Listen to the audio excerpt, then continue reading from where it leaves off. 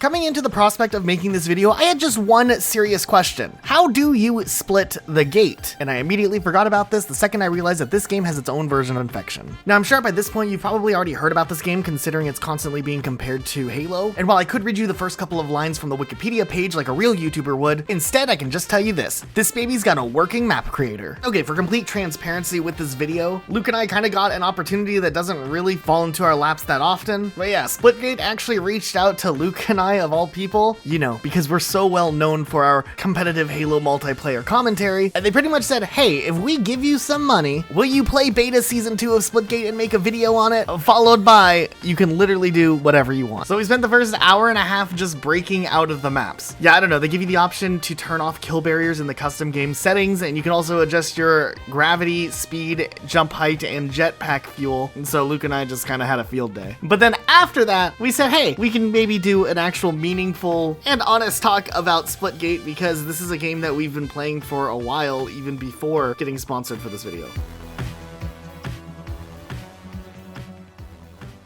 So yeah, even though the video is sponsored, our opinions are our own, and actually the biggest thing about Splitgate that I feel like not enough people ever even look at, especially now in a time where so many people are really hung up on the consistent failures of Halo Infinite's multiplayer. If you look at Splitgate, I'm honestly so impressed with how much the multiplayer suite actually has to offer when you load up the game, especially for an arena first-person shooter. I mean, not only does the game have the team deathmatches, the objectives, but this game actually has a working snipers mode. You know, one that actually gives you a sniper rifle, unlike Halo's new sniper mode. And then there's even the game types for filthy casuals like me, like gun game and instagib, one in the chamber, zombie VIP, laser tag. And I even was able to convince Luke to play this game with me because of the fact that it's crossplay. So many times I tried to get Luke to play some random game I find on the Xbox because I prefer to play on Xbox, and Luke's just like, nah. But because it was crossplay, Luke was like, okay. So diving in to cover this game, we decided to play laser tag, of course, because why wouldn't you play this first? We didn't really know what to expect, but we pretty much got in there and very quickly figured it out. Essentially, we had giant heads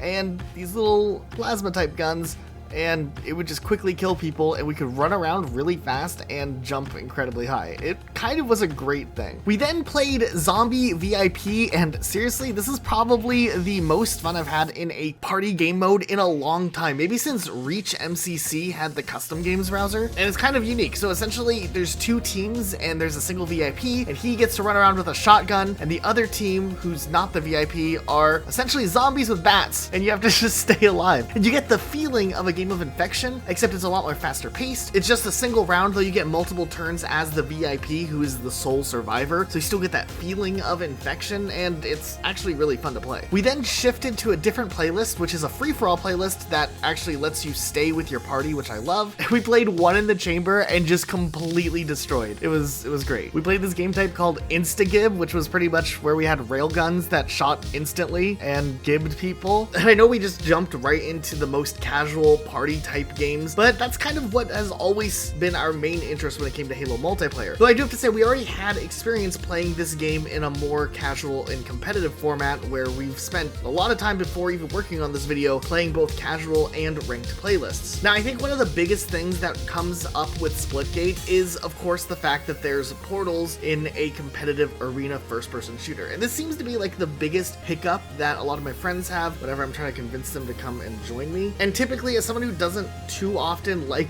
gimmicks in first-person shooter games, I have to say the portals really aren't that obtuse or in the way like some players may think that they would be in a game setting like this. I feel like majority of the time, if you're a player who just doesn't want to wrap your head around the portal side of this game, you still can play this game and be really good at the game and never even touch the portals. I don't know, Luke plays this game with me, he's a natural at this game, and I rarely ever see him shoot portals unless he's like trying something different or strategic. And I think with the movement that's built into this game, being able to sprint and also being able to have this little thruster jetpack that helps you maneuver quicker, still gives you enough of an even playing field if you aren't too much involved in using portals, and you can just close people's portals by throwing grenades at them. I really like that as a feature here because it makes the game extremely accessible and easy to learn as a beginner, but then when you get into the more competitive side of things, the skill gap can been really spread out, and there's a really high ceiling. So it's an interesting game. It's really easy to jump in and learn how to play the game, but really difficult to master. And I think that that makes the game more interesting than a game that's constantly trying to leverage every possible feature to put everyone on a very equal playing field. Like I kind of mentioned at the beginning of the video, we aren't the biggest competitive players, but when there is a game that's fun, we will play it quite a bit and grind some ranked in it. And Splitgate was one of those few games that we actually got into a little bit of competitive play through the ranked system, specifically with the game type Takedown. The game type essentially has you in teams in a smaller arena map, and you have to run through and kill the other team in a classic elimination type style, except instead of a player getting eliminated, their spawn time gets longer and longer with each death. And the goal is to have all 3 players on their team dead at the same time to win the round. And these games can be very contentious, they can be very, very long at times if it's a close match, and ultimately it can be a lot of fun. It actually reminds me a lot of the earliest days of Halo 5 Guardians when its breakout mode was actually good to play before they changed everything, and it is kind of neat here. But one of my personal favorite draws that is here in Splitgate is the fact that there is a lot going on to really build up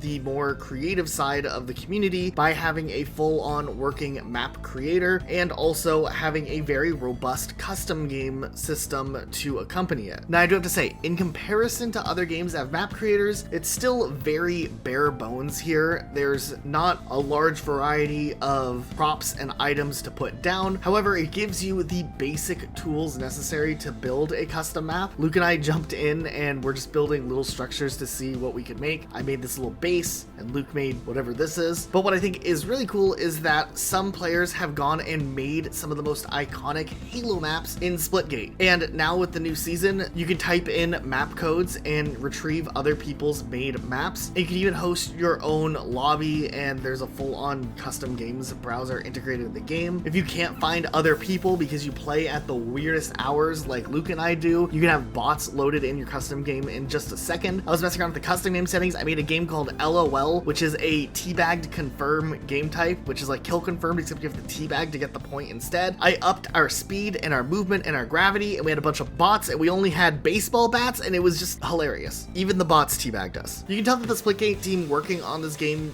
does care about adding new features and polishing the game up, and some of the maps have already gone through some pretty big redesigns from when they first were included in the game, and you can just see this bigger shift with the game overall. It's something that's definitely noticeable here. It's a little quirky actually sometimes looking at this game that's very clearly going through this transition, because proportionately some of the player models look a little interesting. Like, I'm just staring at Luke and I's characters on the menu right now as I record this, and they just look interesting. But I think that's something that will be addressed over time. It'll be interesting to see how they bridge the gap in bringing their older player models to this newer art direction that they're pushing the game in. One of the newer maps, Abyss, is very visually beautiful, and it kind of has this mystery to the design. Like, you don't know why you're here and why you're fighting each other or what any of these random structures are in the background, but you know they're there and they have some sort of story behind it. And I think that mystery element is something that was really cool in Halo. It does make me wish that this game had a campaign, because that's like the one thing that just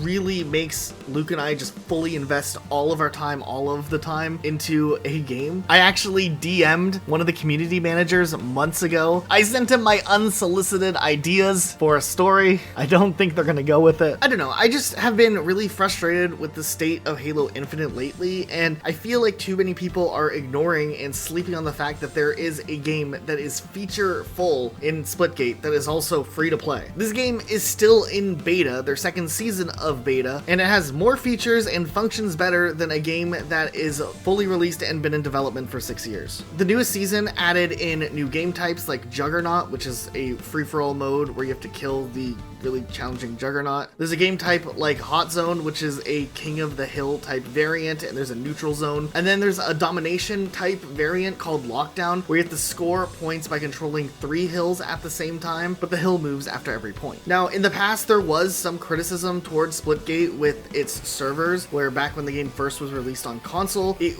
really struggled along because it just skyrocketed randomly in popularity. But the team at Splitgate replaced their back end with one that can scale scale up to 1 million concurrent players. And from what we were able to test of the new season, it seemed like the matchmaking system was working pretty well, since, like I said, we play at really weird times. There was sometimes a little bit of a waiting period for some games, but it puts you in this like fiesta free-for-all map while you wait, and the wait times are never exceedingly long, but at least it gives you something to do rather than just drooling on yourself while you wait for your game to find a match. I don't know, I'm pretty optimistic with this game and where it's going. It has a lot of really cool features that are introduced along the way at various times. Like, for instance, there was a full-on racing speed run type mode introduced a while back that you can just play and practice maneuvering. There's a firing range where you can test out all of the weapons in this game. But hey, you can check out Splitgate by checking out our link in the description down below. They're tracking our links, so you should definitely use our link specifically. So if you've been on the fence of trying this game, or you played this game for a while and maybe you fell off, got distracted, played some other games, I think now is the best time to come back and play Splitgate again, because it's pretty fun. Dare I even say that Splitgate is Litgate, and that, Luke, is how we lost all of our subscribers in